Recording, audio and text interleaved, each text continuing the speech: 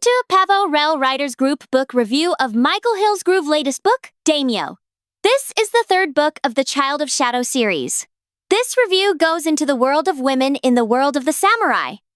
Not the world of swords and power, but the cutthroat world behind the scenes.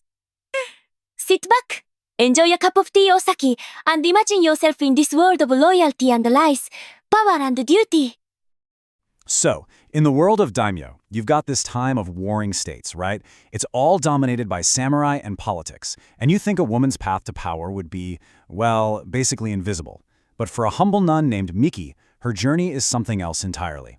Her power isn't found with a sword, but in the incredibly complex and, honestly, dangerous relationships she has with the other women around her. Let's just start with this quote, because, wow. These are the words of a princess spoken to her servant. This one line just completely flips the script. It perfectly captures this massive power shift and sets the stage for one of the most compelling character arcs you'll see, a journey from total subservience to command, all navigated within a world run by powerful women. So, here's our roadmap. We're going to follow Miki through 5 key stages of her transformation. We'll see her start as the selfless servant, get forged into a leader on the road, navigate the court of vipers, deal with friendship and status, and finally, emerge with a totally new kind of power. Okay, so first we meet Miki, and it's crucial to understand she's not a warrior or a politician. She's a figure of complete, almost unnerving devotion to the very volatile princess she serves, Lady Yumi. Miki's whole story starts with her being an Amma. Now, an Amma is a holy woman, a nun. Her entire identity is built around selflessness, piety, and a compassionate heart. This is her foundation, her core, and believe me, it is going to be tested. What's really telling here is Princess Yumi's reaction. After she has this absolutely terrifying outburst of rage, her first thought isn't about her mission or her honor. It's panic. Panic at the idea that she might have lost Miki. It shows you just how much this powerful princess really depends on the unwavering loyalty of her one and only friend. And Miki's loyalty, it's on another level. I mean, she literally offers her sword to Yumi, basically giving her permission to kill her just for delivering bad news. She even offers to go and commit murder just to calm Yumi down. Her entire sense of self is just wrapped up in serving her princess. But a dynamic like that, it can't last forever. Something's gotta give. And a dangerous journey becomes the crucible that's going to forge Miki from this passive servant into a true, commanding leader. And it all kicks off right here. Yumi finds out that her biggest rival, Lady Osho, hasn't been executed and is actually going to be joining their party. Her reaction isn't just anger. It's a self-destructive meltdown that threatens to get every single one of them killed. So Yumi's rage makes her a total liability. She storms off, abandons her duty, and gets lost in a gambling den. She creates this massive power vacuum, and in that kind of chaos, someone has to step up. Survival demands it. And this is the turning point. It's just brilliant. Miki finds Yumi cheating a young farmer out of all his money, but instead of begging or pleading, she confronts her. With just these 4 words, "I will play for you," Miki challenges the princess not as a servant, but as an equal. As a leader who is there to restore order. After that moment, everything changes. Yumi just falls in line. The tension is broken. The entire group dynamic is completely redrawn.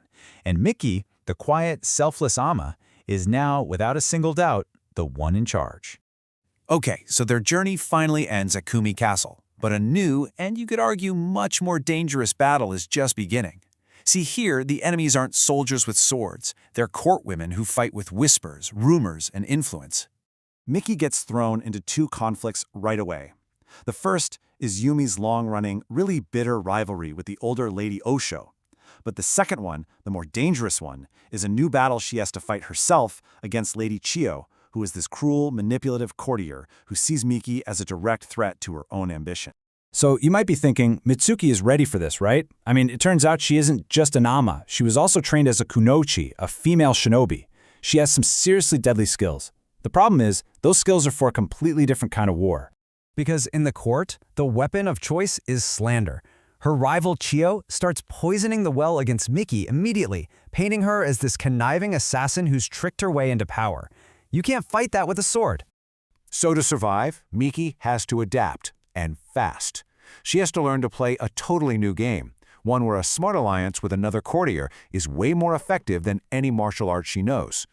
And here's the thing. Miki doesn't just survive the court, she thrives. But her incredible rise in status comes with this unexpected and honestly heartbreaking cost.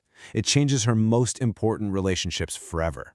Her success becomes official when the daimyo himself names her an Ana Bugeisha, a woman warrior of the samurai class. I mean, think about that leap. She goes from a nameless peasant nun to a titled member of the ruling class. It's almost unimaginable. But as Miki gains this title, a seat on the council, and the respect of all these powerful men, she's about to lose something that was probably way more precious to her. And here it is. This is just brutal.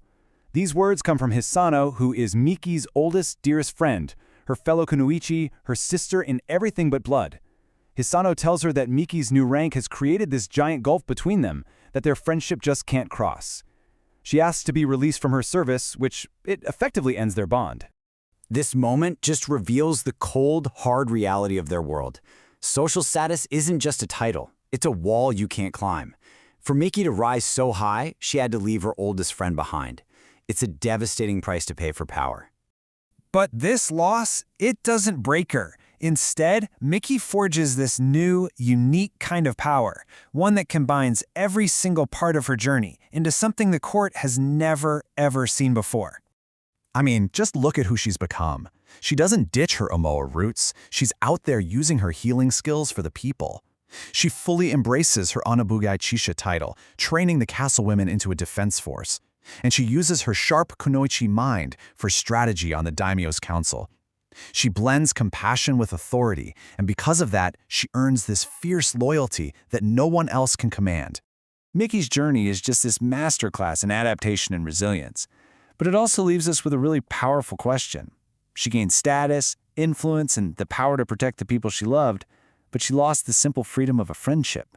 It really makes you wonder, in a world that's built on such a rigid hierarchy, when a woman gains power, what is it that she always has to leave behind?